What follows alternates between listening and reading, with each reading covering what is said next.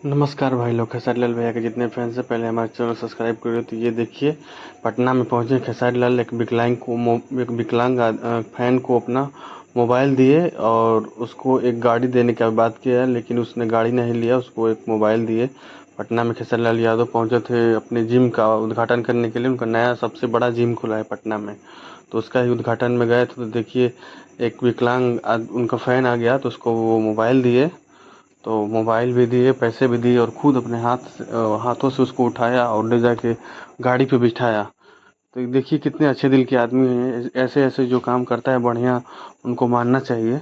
तो खेसारी लाल भैया के जितने फैंस हैं हमारे चैनल सब्सक्राइब करिए, और न्यूज़ जैसे जैसे आता रहेगा आपको अपडेट देते रहेंगे क्या क्या क्या कर रहे हैं खेसारी भैया, कहाँ हैं।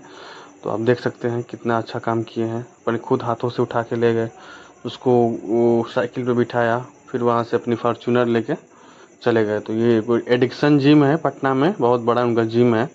अभी वो बोल रहे थे खेसारी भैया कि एडिक्शन जिम अभी कहीं पे इधर नहीं है, ना ही यूपी में है अभी उतना बड़ा जिम।